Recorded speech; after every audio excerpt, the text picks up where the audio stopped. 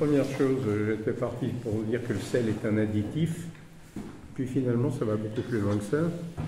Vous savez qu'on dit qu'il y a des planètes, la Terre est une planète à cycle carbone. Ah mais oui, on ne risque pas de l'oublier actuellement. Mais on sait que dans l'univers, il y a des planètes à cycle méthane, où la vie pour nous serait donc impossible. Eh bien, il en est des espèces comme des planètes. Je crois qu'il y a beaucoup de mammifères, à commencer par l'espèce humaine. Je me demande si on n'est pas une espèce à cycle sodium. Parce que vous savez qu'il est absolument indispensable à la vie, ce sel, même s'il ne faut pas en abuser, on va y revenir. Et le problème, c'est de savoir sa place dans l'univers. Mais d'où peut-il bien venir, ce sel, hein? Comment s'est-il formé? Parce qu'il y a eu formation. Vous avez tous fait au lycée appris la formule, NaCl, chlorure de sodium. Donc il a fallu qu'il y ait des ions chlore qui aillent chatouiller des ions sodium. Alors le sel, il est à l'origine lié à la présence de l'eau sur Terre. C'est curieux, mais... Et cette présence de l'eau, elle est liée à la période de refroidissement de la croûte terrestre.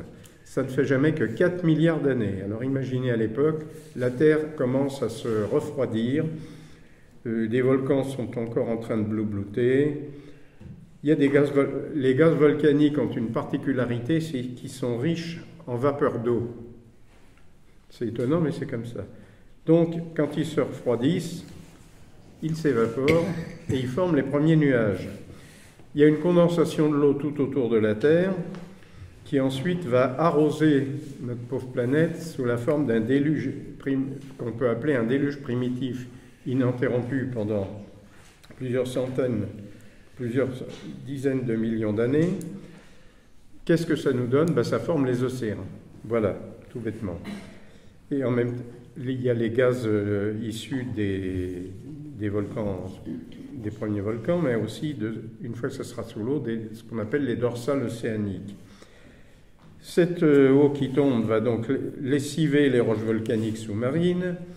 Et qu'est-ce qu'on avait dans ces roches volcaniques? On avait justement des éléments comme le sodium, le chlore, qui se sont combinés et qui ont provoqué la salinité de ces masses d'eau. Et puis ensuite, quelques millions d'années plus tard, les roches émergées sont encore lessivées par les eaux de pluie. Les rivières qui sont formées, enfin, n'imaginez pas des rivières bucoliques comme on a maintenant. Disons que les écoulements d'eau qu'il y a à la surface d'une terre qui se refroidit se chargent de sédiments qui en rajoutent et contribuent à la salinité. Tout ceci pour vous dire que quand on voit je dis que c'est lié à la présence de l'eau, mais vous me direz, mais alors le sel gemme, les mines de sel, il y a des fois des épaisseurs de 100 mètres, jusqu'à 600 mètres d'épaisseur dans certaines zones de mines où les mines sont nombreuses, comme par exemple ce qu'on avait appelé l'ancienne mer du Zechstein, qui correspond à l'Allemagne du Nord, la Pologne et un bout de l'Autriche. Eh bien, ces gisements viennent aussi de là-haut et sont dus à une mer qui s'est asséchée. Elle s'est recouverte de sédiments ou a été soumise à des plissements, ce qui fait que par-dessus le sel, vous trouvez des couches de calcaire ensuite. Ça, c'est la sédimentation des petites animalcules. Je vous rappelle, le calcaire est d'origine animale. Et donc, même sous sa forme de sel gemme, des fois sous de grosses épaisseurs, le sel est lié au déluge primitif. Alors, le sel, c'est un ami ou un ennemi? Actuellement, on dit les deux. Attention à l'hypertension. Bon. En tout cas, comme additif, passez-moi l'expression, c'est quand même le plus universel. Parce que le sodium a un rôle dans le métabolisme des cellules, dans la pression osmotique de ces cellules. C'est pour ça que je dis que nous sommes une espèce à cycle sodium. Il est utile, mais ses excès au-delà de 5 grammes par jour, vous le savez, sont pas très bons. Actuellement, c'est une vraie question de santé publique, avec le surdosage permanent qui est dû aux aliments ultra élaborés des industries agroalimentaires. Le sel, le sucre, il y en a partout pour simplifier. Alors, dès le néolithique, on s'est aperçu de ses propriétés, hein. C'est-à-dire, on a voulu le rechercher de façon plus active parce qu'on s'était aperçu d'une chose, on venait de domestiquer les animaux, et on s'est aperçu que la lactation des vaches, des chèvres, tout ça était accélérée, n'est-ce pas? Je parle sous le contrôle du docteur Collin, là-bas. Voilà, 30 à 50 grammes de sel par jour et par vache, c'est pas mauvais, et c'est pour ça qu'on leur met des pierres, qu'elles ne manquent pas de lécher dès qu'on les pose dans le pré. La fromagerie, ça aussi c'était une belle conquête de l'homme, la maîtrise de la fermentation, et on s'est aperçu que le sel conservait, mais qui donnait aussi une grande partie du goût, ce qui n'est quand même pas mal. La tannerie, toujours pour rester dans le cycle de la production animale, jusqu'à ce qu'elle soit conservée en traitement par tannerie, il faut bien stocker les peaux, hein, ça ne s'est jamais fait au fur et à mesure. Et on utilise d'abord, on les sèche, on les fait sécher ou on les sale. Et puis très vite, le sel est utilisé comme monnaie d'échange. Il reçoit même une fonction de salaire. Voilà l'étymologie de salaire. Salarium en latin, ça signifiait ration de sel. Et par extension, ça a désigné la pratique de la solde du légionnaire, salarium. Au plan symbolique, le sel est porteur d'une symbolique très riche, mais ambiguë là encore, pour ça que je dis ami ou ennemi. Aristote avait une belle formule, il disait le sel est né de la mer et du soleil, parce qu'il était dans un pays où il y avait des marées salantes. Pour les alchimistes, ensuite, les alchimistes avaient une autre formule poétique, ils disaient que c'est un feu délivré des eaux. En tout cas, sa saveur et symbole, il y a un symbolisme positif d'abord. La saveur du sel, symbole de force. Vous connaissez l'évangile selon saint Luc, enfin, même si ce n'est pas votre livre de chevet. À un moment, le Christ est censé dire vous êtes le sel de la terre. Alors, si le sel s'affadit, avec quoi salera-t-on? Les disciples sont le sel de la terre. Il est utilisé pour ça dans le rituel du baptême.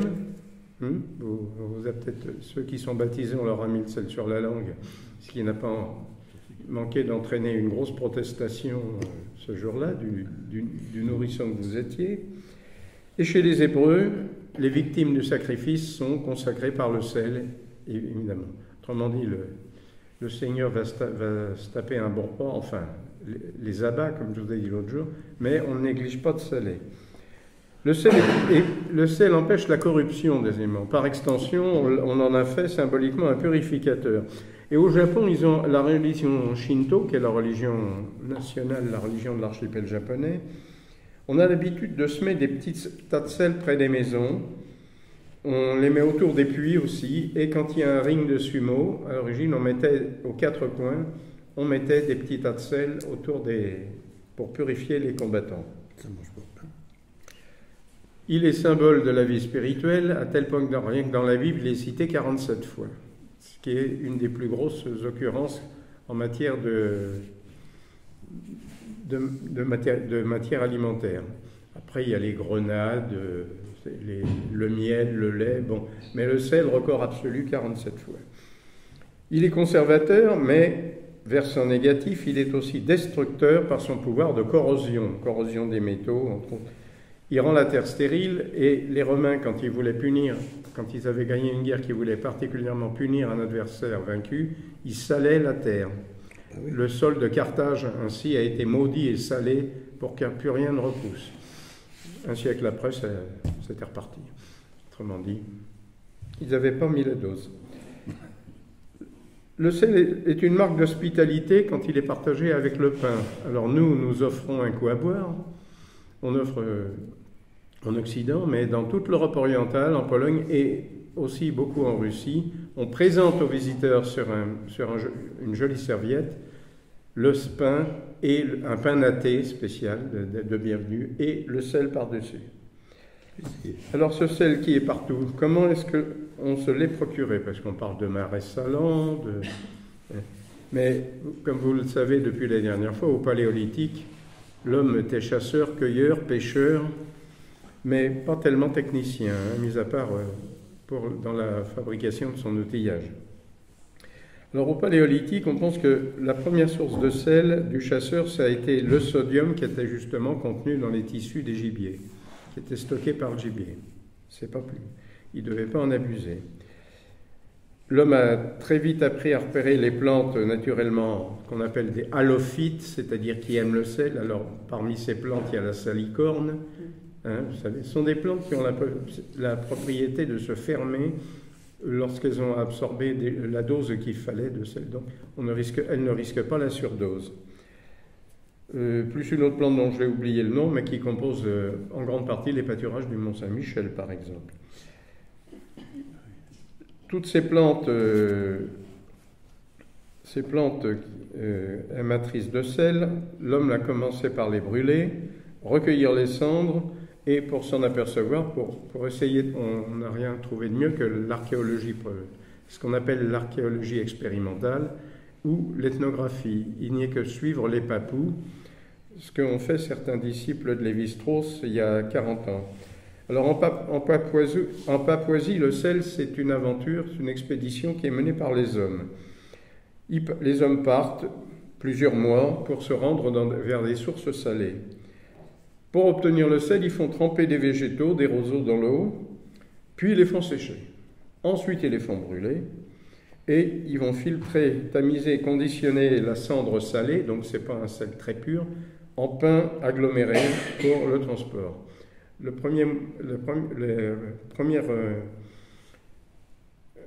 première façon de stocker le sel, c'est non pas en poudre comme nous dans des récipients, mais chez pas mal de populations en pain, des pains de sel. Dans le Sahara, ça va jusqu'à 30 kilos les pains de sel à dos de chameau, je vous en parlerai. Alors ces pains de sel, ils les ramènent à la tribu, ils sont séchés plusieurs jours pour les durcir. Et comme ça, on peut s'en servir tout au long de l'année.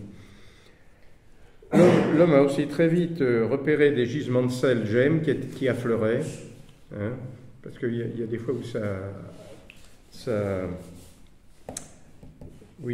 c'est émergé, quoi, ça affleure naturellement.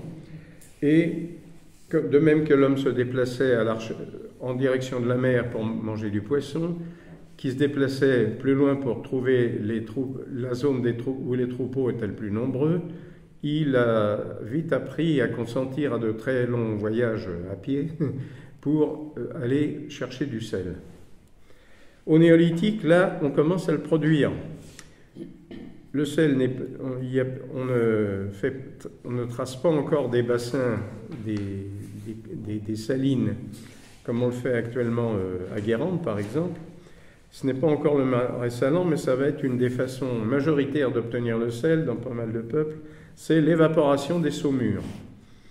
Alors les saumures, bon déjà on laisse un peu le sel se concentrer dans la saumure, mais on ne va pas jusqu'au bout, ou alors on lessive les nappes de sel gemme, hein, en infiltrant de l'eau, et ensuite on fait sécher dans des creusets en argile de différentes tailles. Vous connaissez tous les fontaines salées, hein. Là aussi il y avait du lessivage. Ensuite les premiers marais autour de la Méditerranée, les Étrusques, les Phéniciens, les Grecs.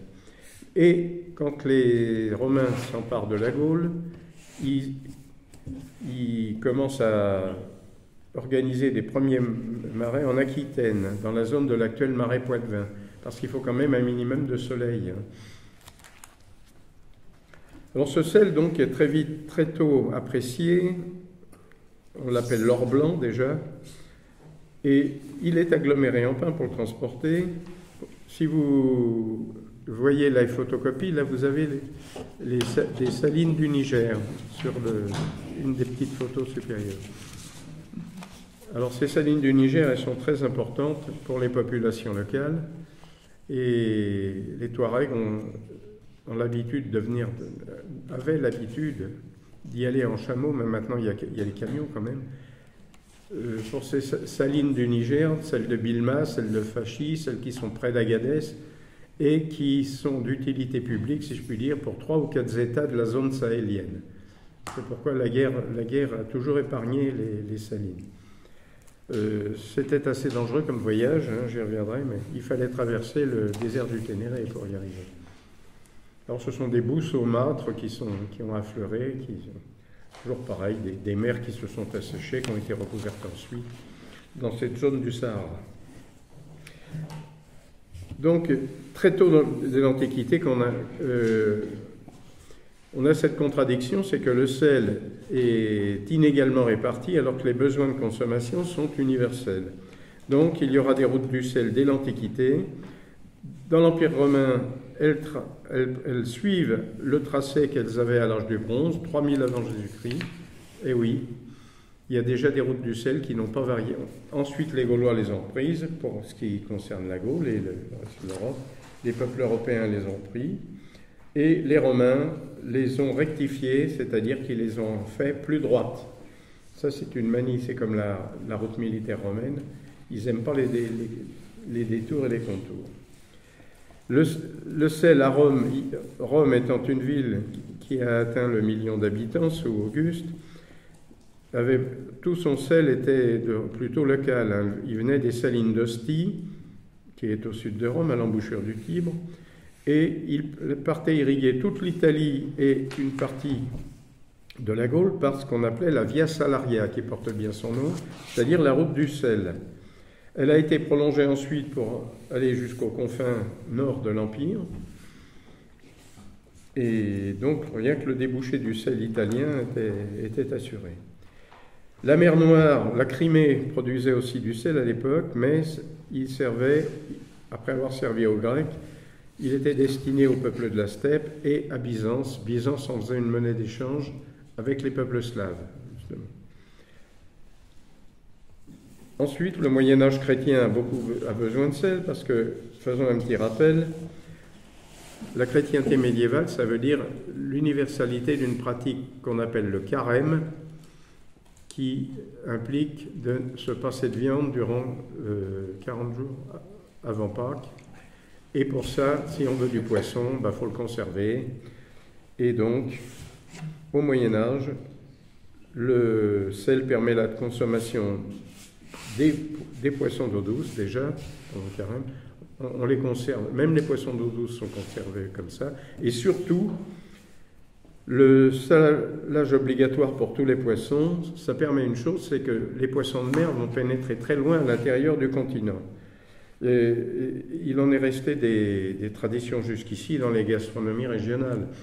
Si je vous dis qu'il y a un plat dans la cuisine avéronaise qui s'appelle l'estofficado en occitan, vous ne verrez pas, mais essayez de rapprocher estofficado de stockfish. Eh bien, ça nous prouve que dès le Moyen-Âge, la morue, le poisson salé que les Anglais ont appelé par la suite stockfish, s'est imposé dans la cuisine du Massif central et au XIXe siècle, il a repris son nom anglais, qui a été adapté dans la langue locale. Ce qui nous a valu, petite anecdote, la recette de la morue à la Paul Ramadier. Ça vous dit quelque chose, Paul Ramadier? Les anciens. Eh bien voilà. Je pensais pas à la morue. Oui, la morue, vous savez, c'était... Enfin, personnellement, j'adore ça. Vous savez que c'est délicieux à condition d'être bien dessalé. Et les plus anciens d'entre nous ont connu... Il faut un courant régulier d'eau plutôt que de la laisser dans un baquet ou dans une cuvette. Et les plus anciens d'entre vous ont connu ces toilettes à l'ancienne où le réservoir était perché à 3 mètres de haut pour qu'il y ait la pression suffisante. Il y avait une chaîne à côté et on tirait. Et Paul Ramadier, le président Ramadier, président du Conseil sous la 4e République, avait pour habitude, ou plutôt son épouse, à Matignon, au grand scandale des huissiers, de mettre des sels et la morue dans la chasse d'eau. Quand on tirait, ça brassait, corrodait, voilà, pas de l'anecdote, c'est la recette de la morue Paul Ramadier. Le personnel de l'Élysée, on a été durablement traumatisé. En Europe du Nord, alors évidemment, il y a deux façons d'obtenir le sel. Il y a l'Europe du Nord et l'Europe du Sud à cette époque-là. Alors en Europe du Nord, le dicton d'Aristote, le sel né de la mer et du soleil, ça ne marche pas. Le soleil est insuffisant. Et tout le sel obtenu le sera par évaporation. Quand on ne veut pas gaspiller le bois, on le fait sur un feu de tourbe. Ce n'est pas très calorifique, mais c'est tout ce qu'on a des fois. Je pense aux Irlandais, aux Écossais, du peuple britannique, les Suédois. Au Moyen-Âge, les pays du Nord, justement, ont une dépendance au sel, parce qu'ils ont une richesse à côté d'eux, c'est des eaux territoriales poissonneuses, mais déficitaires en sel. Enfin, eux, pas les autres. Le Danemark, par exemple. Et pour se procurer le sel, le royaume de Danemark est très dépendant d'un énorme gisement qui est un petit peu au sud de Hambourg, en Basse-Saxe. C'est les salines de Lüneburg, en Allemagne.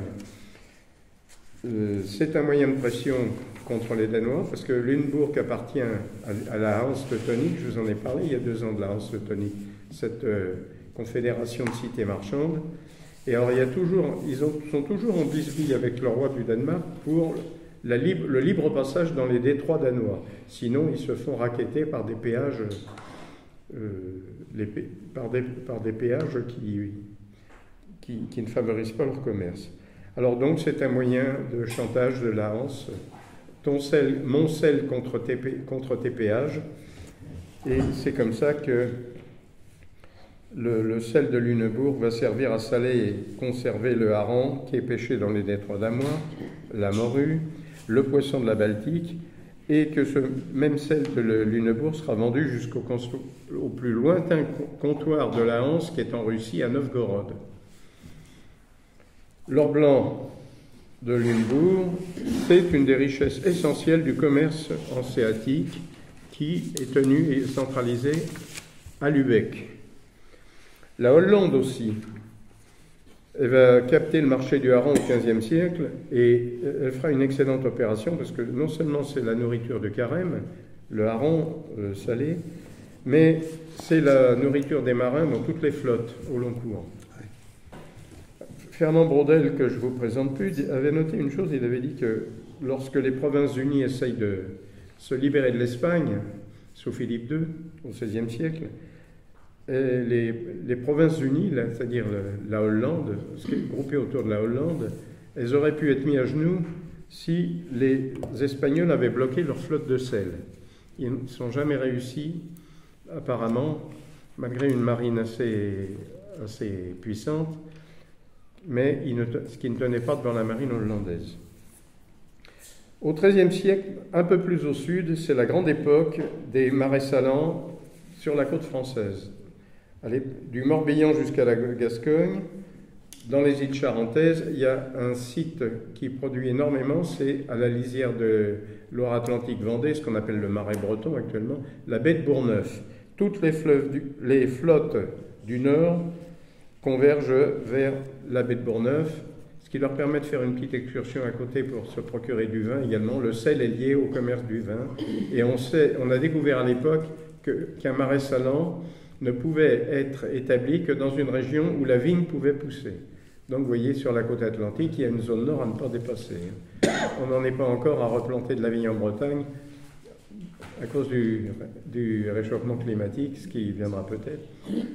Mais la côte charentaise, la côte vendéenne et surtout la Gascogne produisent les deux. Les flottes du Nord s'en reviennent avec 2 sortes de marchandises. Ce qui leur fait du frais de retour. Par contre, c'est mal organisé, leur truc jusqu'au XVe siècle, c'est qu'ils partent à vide. Et on évite dans le commerce maritime de partir à vide, hein, en principe. Alors qu'est-ce qu'ils font? Un bateau rond, à l'époque il y a des navires longs et des navires ronds. Les navires de commerce sont ce qu'on appelle des navires ronds, comme les cogs des pays du Nord. Et un navire rond qui n'est pas lesté, ça peut des fois mal se comporter à la lame. Surtout quand il faut passer la Bretagne, hein, qu'il faut passer Ouessant et tous les pertus bretons ensuite.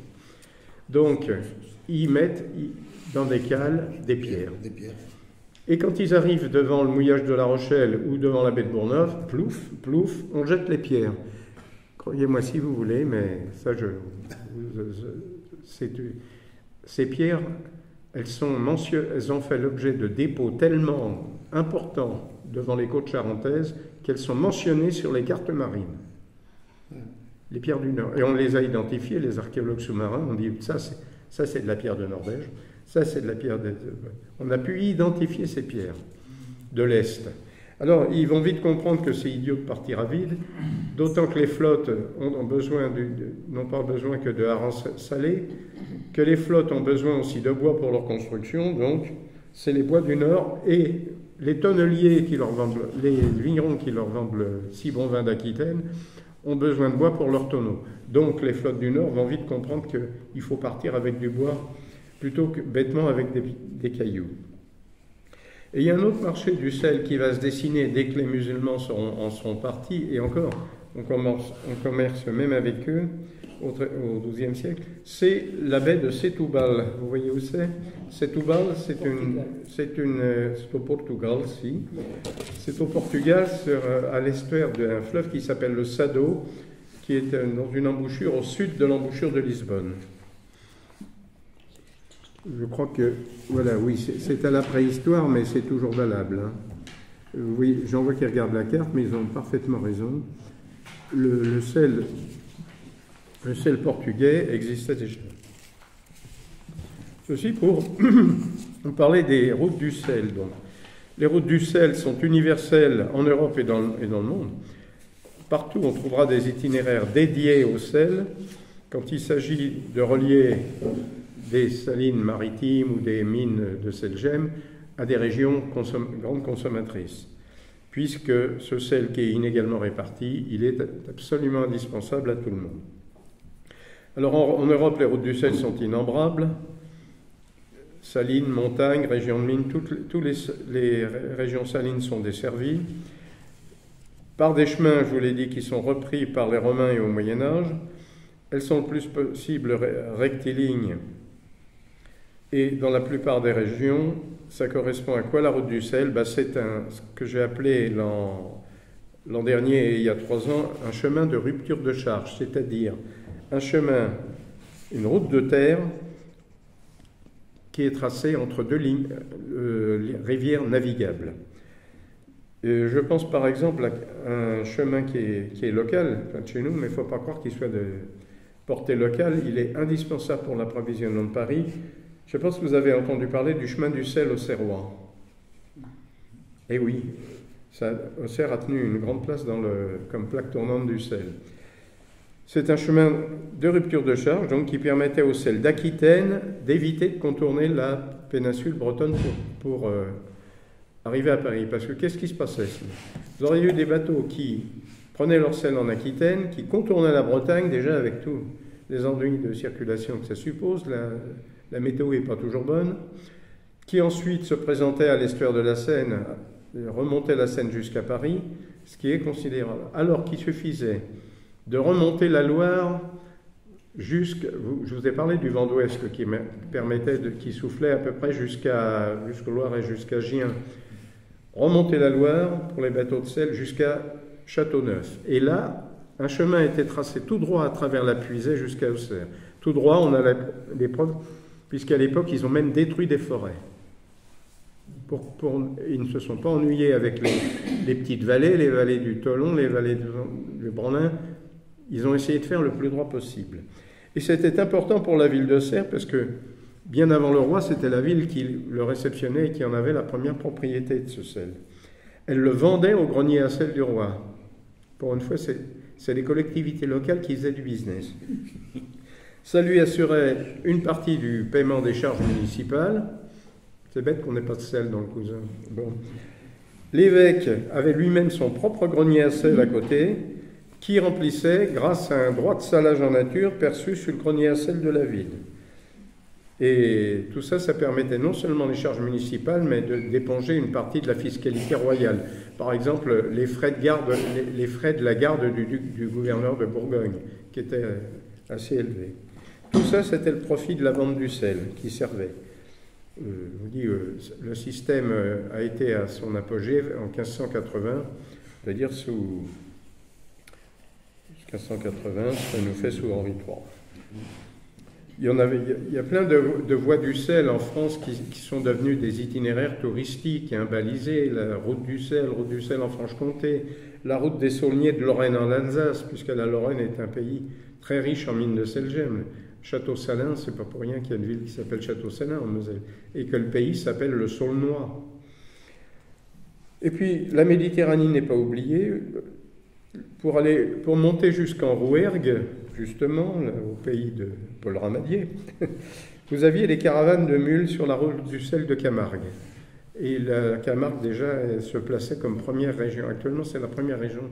Le sel de Méditerranée, des salins de Méditerranée, c'est la première région productrice de France. Mais elle avait déjà pris le pas sur l'Atlantique. Elle le gardera jusqu'à notre époque. En Italie, il n'y a plus de via salaria unique. Tout le monde a sa petite route du sel. Les diverses régions utilisent leur propre réseau de sentiers pour amener les marchandises comme la laine, les armes, même quelques épices déjà, vers la mer et remonter le sel. Il y en a certains les flux sont connus. Vous me direz comment est-ce qu'on connaît tout ça? Eh bien, c'est que les registres, c'est tellement fiscalisé le sel, hein, qu'on a tous les registres pour le Moyen-Âge, tant des États que des villes indépendantes, villes libres, que des seigneuries, comme des duchés, le duché de Bourgogne par exemple. On a tous les comptes du sel. Alors, c'est tellement important le sel que pour des villes comme Venise et pour les Pays-Bas, ça va être la source de ce que Karl Marx appelait l'accumulation primitive du capital, bien avant la course aux épices. En valeur de transaction, jusqu'au XVIIe siècle, à Venise, ça passe même devant les épices. C'est le sel qui est première ressource. Où est-ce qu'ils le prennent, les Vénitiens? Dans les salines de l'Adriatique, dans cette petite péninsule qui s'appelle l'Istrie, qui est actuellement en Slovénie, et qui est la richesse de Venise, et qui ensuite, annexée par l'Autriche, sera la richesse de l'Empire autrichien, puis de l'Empire austro-hongrois. Les salines de l'Adriatique. En dehors d'Europe, c'est un peu pareil. En Chine, le sel suit le parcours du riz, c'est normal, sinon ça n'aurait pas de goût. Le sel en Chine suit le parcours qui va du sud au nord par cette chose merveilleuse dont je vous ai parlé, le Grand Canal.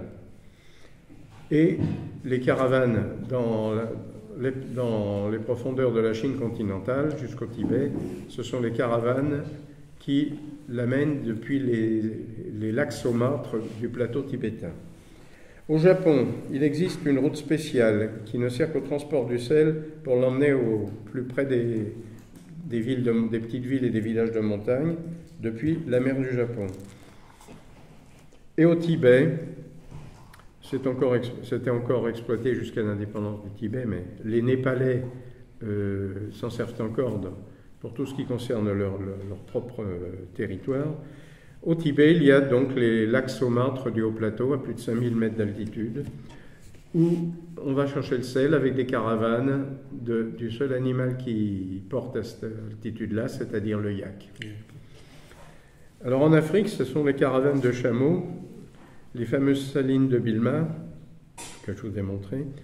Elles redistribuent toujours le sel des lagunes salées au Niger, aux frontières du Tchad, dans le reste du pays, des pays du Sahel, au Mali. Ça a donné lieu à un trafic au Moyen-Âge très important qui a fondé la prospérité de deux grandes villes, au temps des empires africains, dont on ignore en général l'existence. Il faudra en parler. Il y a eu des grands empires, comme le Mali justement, le Ghana ensuite, et le Songhai, avec une ville qui ensuite a souffert d'un changement climatique et du revers de l'hiver, c'est-à-dire Tombouctou. Tombouctou et Agadez, c'était les grandes villes du négoce du sel. Parce que le sel était indispensable aux voyageurs transsahariens, à cause de la transpiration, bien sûr. On l'échangeait contre de l'or et contre des esclaves aussi, ou contre des armes, dont certaines venaient d'Allemagne. Oui, c'est curieux, les Touaregs étaient amateurs des armes de Solingen. Ils recherchaient les marques de certains artisans, par exemple les Trois Lunes. Alors pour eux, c'était un talisman, alors que c'était une marque de fabricant, tout simplement. Et pour les peuples Touaregs, faire la caravane du sel, c'est l'épreuve par laquelle un jeune homme devient adulte. Ce qu'on appelle la Zalaï ou la Tarlant, parce qu'il faut traverser ce bon sang de désert du Ténéré, qui est non seulement est plat, mais où il n'y a pas beaucoup de pluie. Le Ténéré, c'est plat, ça je peux vous le dire.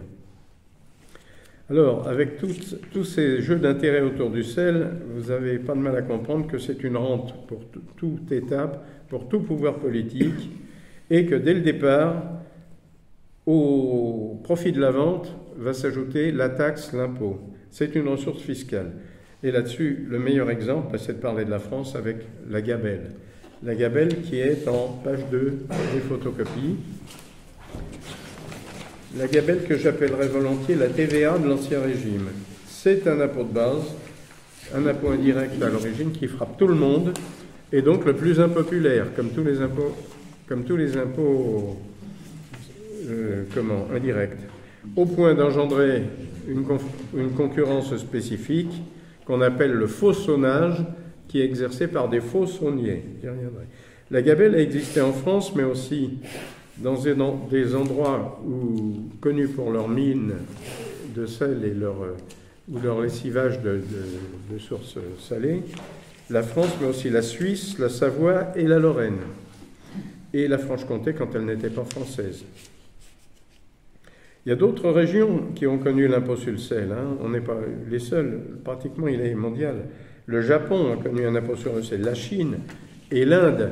Ça s'est poursuivi dans l'Inde britannique qui a augmenté les tarifs, ce qui vous explique qu'une des premières actions d'éclat de revendication qu'a trouvé à faire Gandhi, c'est d'organiser une marche du sel le 12 mars 1930 pour l'abolition du sel comme impôt colonial. Alors donc, pour revenir à nos gabelles, le sel fait l'objet d'un monopole royal. Il est entreposé dans des greniers à sel, le roi l'achète aux marchands et le revend. La population l'achète au grenier, elle l'achète taxé et au détail. Le grenier à sel, nous en avons un, pas très loin d'ici, évidemment, que c'était en même temps une circonscription fiscale, des impôts indirects, ce qu'on appelait les aides. Être le siège d'un grenier à sel, c'était également avoir sa place dans la carte administrative. Alors, regardez bien ce grenier à sel, cette reproduction-là, j'aurais dû la faire plus grande. Vous avez un tableau qui représente un grenier à sel au XVIIIe siècle. C'est la seule représentation connue qu'on en ait. C'est pas dur, c'est la seule. Et ce qu'il y a de plus dur, c'est qu'il n'est pas dans un musée. Il est dans le bureau du directeur de l'école des douanes à Neuilly. Oui, je le sais, parce que c'est là que j'avais demandé les droits de reproduction et de photographie quand j'ai contribué à une histoire des fonctionnaires. Alors, regardez bien le haut supérieur droit. C'est première opération, le piquage. À force d'être stocké, il a fini par se tasser, le sel. Il faut le piquer. Ensuite, on le passe à la trémie. Et vous avez 4 garçons qui le recueillent dans un sac. Va y avoir ensuite le scellement du sac, c'est le bonhomme avec un tricorne qui est juste à gauche, qui est devant 2 sacs, là, et celui qui lève son marteau, il va poser le sceau royal. Et ensuite, on évacue, voilà, le sel est marqué, et vous remarquerez qu'il y a un balayeur, là, parce qu'on n'en perd pas une goutte, si j'ose dire.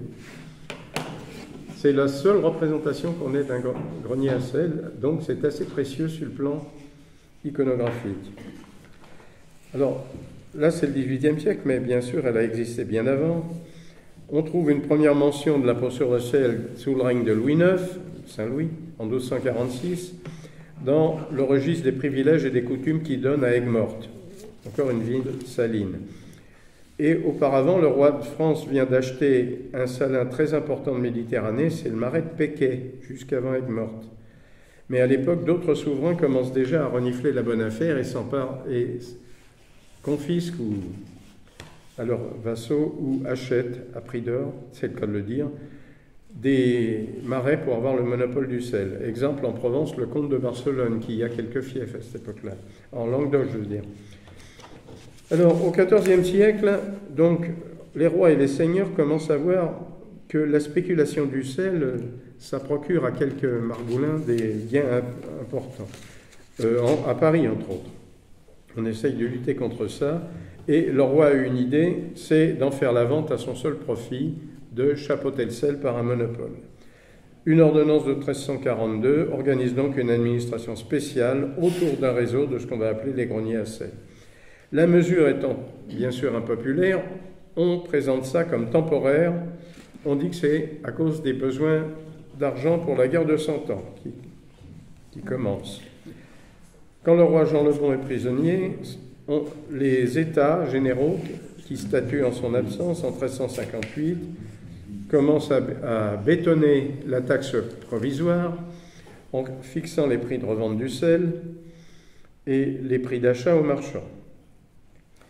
Colbert va créer une administration unique, plus centralisée, la ferme du roi, qui compte 253 greniers dans les régions de Grande Gabelle. Alors, vous voyez sur la carte ce que c'est que la Grande Gabelle, c'est là où le tarif est le plus fort et la pression fiscale. 253 greniers dans les régions de Grande Gabelle, dont 110 le long de la Loire. Pourquoi le long de la Loire? Parce que le sel est acheminé par bateau, donc depuis l'ouest, et c'est là où il y a le plus grand risque de fuite et de contrebande. En effet, dans les pays de Grande Gabelle, existe ce qu'on appelle le sel de devoir, c'est-à-dire que chaque foyer fiscal, on raisonne en termes de foyer, de feu sous l'Ancien Régime, et non pas d'individus contribuables. Chaque foyer fiscal est tenu d'acheter une certaine quantité de sel qui a été estimée par le contrôleur et qui est censée correspondre à celle de toute sa famille. Oui, bon, chez toi, vous en avez pour 50 livres. Allez, discute pas. Ceci pour combattre les achats de contrebande. C'est ainsi que la gabelle va devenir un impôt direct et le plus détesté. Et regardez la limite, la zone en jaune sur la carte, c'est la Grande Gabelle. Elle est frontalière à un moment de la Bretagne, qui est une région exemptée des gabelles, pour ce qu'on appelle un pays de France salée. Pourquoi la Bretagne, le Béarn et les Flandres françaises sont-elles des pays exemptés de gabelle? Parce que ça a été stipulé dans le traité qui les rattachait à la France. Par exemple, quand Anne de Bretagne a épousé le roi de France et que la réunion de la Bretagne et la France s'est faite, il était stipulé qu'elle ne supporterait jamais l'impôt sincère. Alors vous pensez qu'à la frontière, les Bretons sont assez... C'est un peu comme les cigarettes avec la Belgique et l'Espagne, ça. Les Bretons vont être assez filous pour essayer de placer du sel de l'autre côté de la frontière.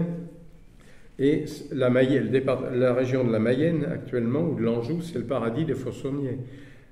Il y en avait un qui est passé à la postérité, d'ailleurs. C'est un certain Jean Chouan, organisateur de la chouannerie. C'était un faussonnier. Il y en avait beaucoup parmi les premiers Chouans, d'ailleurs. Alors, la gabelle est un impôt direct, et dans les cahiers de doléances de 1789, vous devinez que c'est une des choses la plus demandée, suppression de la gabelle. Pour rester plus près de nous et de notre grenier à sel à nous, voici ce que l'on lit dans le cahier de doléances de Mou-en-Morvan. C'est pas grand, Mou-en-Morvan, c'est un joli petit pays forestier actuellement. Alors je vous le lis. Le prétexte qu'on peut lever du sel à un grenier autre que celui auquel on est sujet, parce qu'on était parfois obligé d'aller sur son propre grenier, a fait imaginer une loi barbare par laquelle chaque habitant de la paroisse de Mou et de l'élection de Château-Chinon est obligé de lever au grenier de Serville une certaine quantité de sel, le sel de devoir. Si, faute de moyens, un malheureux se prive d'une partie du nécessaire à l'entretien de son ménage, aussitôt il est cité au grenier. Ensuite, un huissier vient lui faire commandement de lever ce sel, au paiement duquel il est contraint, même par corps. Ah oui. N'est-il pas odieux que ce malheureux manquant de pain, réduit à ne vivre que de pommes de terre, soit condamné à ne pouvoir les manger sans sel? Allez, mon Dieu, vous avez bien de la misère. Alors, vous avez aussi les pays de petites gabelles. Où sont-ils? Les petites gabelles sont en vert, le Sud, le Lyonnais, le Languedoc. Dans les pays de petites gabelles, on pratique la vente au grenier toujours, mais la consommation est libre. On ne vous impose pas de quoi vous faire de l'hypertension. Alors, c'est un régime qui a favorisé, outre la contrebande, des adaptations de consommation de la part des paysans. La Bretagne était libre de tout droit. Vous vous demandez pourquoi le beurre est salé en Bretagne? Parce qu'on avait, bien sûr, c'était évident de remarquer que pour éviter que le beurre rancisse, il fallait le saler. Seulement, on n'allait pas soustraire pour le seul beurre tout ce dont on avait besoin pour saler le couéchon, et puis tous les autres usages du sel pour la famille. Ou alors il fallait racheter, en plus du sel de Zoar, il fallait en racheter, c'était un vrai traquenard financier ce truc-là. Donc les Bretons ont utilisé très tôt du beurre pour la conservation, ils ne sont pas les seuls. Toutes les provinces de France salée en faisaient autant. Et dans la fromagerie, quand on ne pouvait pas avoir du sel, vous connaissez le petit fromage de Valençay? Tous les chèvres du Berry et de la Touraine, ils sont cendrés. Parce il y a quand même dans la cendre un petit peu de sodium, et puis il y a du potassium, en tout cas, il y a de la potasse. Et ça avait des propriétés conservatoires. Voilà l'origine des fromages. Tout ça, c'était pour tourner la gabelle. Alors, il y avait d'autres pays, comme les pays rédimés. Alors ça, ils ont fait une bonne opération, ceux-là, sous Henri II. C'était des pays d'État. Oui, l'Ancien Régime a deux types de provinces. Pays d'État et pays et généralités. Les généralités sont des pays où l'administration est confiée à un fonctionnaire royal qu'on appelle l'intendant. Bon. Et puis il y a les pays qui réunissent encore leurs États comme des États généraux, sauf qu'ils sont provinciaux. 3 délégations, le clergé, la noblesse et le tiers État. Ça correspond en général aux pays qui ont été le plus tardivement rattachés à la France. Oui, donc dans les pays d'État, bien souvent, on avait racheté, sous Henri II, on avait racheté en une seule fois la taxe. On avait fait une bonne opération. Où ils sont les rédimés? Voilà, c'est les provinces en rose, là. Et puis vous avez en Normandie un pays de quart-bouillon. C'est-à-dire qu'il n'y a qu'un quart du sel pour la ferme, l'autre est libre. Je ne pense pas qu'il y ait des naïfs qui se précipitent dans les bureaux des greniers à sel à ce moment-là. Quart-bouillon, ça nous donne aussi une indication sur la façon dont il est obtenu. On ne peut pas avoir de marais salant dans le Cotentin, ce sera donc du sel produit par évaporation.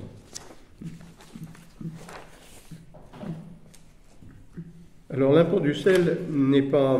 la gabelle a été supprimée en 89, bien sûr. Elle a été rétablie partiellement en 1813, supprimée ensuite, rétablie partiellement sous Louis-Philippe. Et la dernière trace de fiscalité sur le sel, savez-vous quand elle a disparu? Loi de finances de 1946, applicable au 31 décembre 1945. Il y a eu un petit impôt sur le sel qui devait correspondre au taux réduit de TVA. Et ensuite, le sel a fait l'objet de la TVA, produits alimentaires, quand elle a été instaurée en 1954, tout simplement. Alors actuellement, le sel a bien sûr ses mêmes propriétés, mais il y a quand même une bonne partie de l'emploi du sel alimentaire qui a disparu avec l'impact du froid industriel. Quand on a commencé à pouvoir produire, non seulement à récolter la glace dans ce qu'on appelait les glacières dans les pays de montagne, ou en essayant d'entourer les pains de glace naturels dans un âge d'ammoniac, enfin, on ne savait que conserver la glace naturelle. Et puis en 1851, il y a un certain John Gorrie, un Américain, qui met au point une machine à fabriquer de la glace, donc à pomper la chaleur d'un endroit clos ou d'un récipient pour la redistribuer à l'extérieur, évacuer les calories, faire rentrer des frigories. En 1860, un Français, Ferdinand Carré, construit un appareil réfrigérant qui peut fabriquer la glace à grande échelle. Mais le procédé industriel, vraiment, sera utilisé par un autre ingénieur français, Charles Tellier, qui va imaginer d'en équiper les navires avec des cales frigorifiques. Alors là, la pêche, c'est un bouleversement dans la pêche, évidemment. Fini le métier d'infernal de pêcheur d'Islande, parce que les gars, évidemment, se gelaient les mains à éviscérer les morues à bord, mais ils se les mangeaient également à manipuler le sel. C'était vraiment l'enfer sur Terre, le métier de Terre-Neuve ou de pêcheur d'Islande. Et la viande d'Argentine. Et le bœuf d'Argentine. On parle toujours du poisson, mais il y a aussi le bœuf. Et alors la première application, justement, ça va être les grands frigos de Porteños de Buenos Aires. C'est pour ça que Le Mercosur, c'est vraiment un sale truc. Qu'est-ce qui nous menace? Bon, les cales frigorifiques, justement, sa première application va être la viande congelée dans une ligne transatlantique Amérique du Sud-Europe, dans les années 1880. Alors, il y a une chose qui n'a pas tenu. Un autre Américain avait essayé un procédé de séchage de la morue par air chaud. Ça n'a jamais vraiment pris. Il y a un armateur qui s'y est essayé, mais pas beaucoup de succès. Et puis, le progrès étant dans l'individualisation de toutes ces sources de confort, le réfrigérateur domestique va se développer à partir de 1920 aux États-Unis et en Europe, sous la marque Frigidaire, en 1922 exactement, Frigidaire, et en Europe, il arrive en 1935. Tout ça, ça réduit les champs d'application du sel, mais qui existent toujours pour certains poissons, bien sûr, qui deviennent à ce moment-là des spécialités, je ne dirais pas gastronomiques, mais des spécialités gustatives. C'est pas parce qu'on peut dorénavant se procurer du cabillaud frais que la morue ne disparaît pas. Sinon, que serait la civilisation portugaise devenue? Le front industriel et domestique donc arrive, et en même temps arrive un autre procédé qui remplacera le salage, c'est l'apertisation, la conserve. C'est au niveau du gramme, évidemment, on sait les conserves sont salées, mais pas quand même dans les proportions qui étaient autrefois avec toutes les cales et les couffins et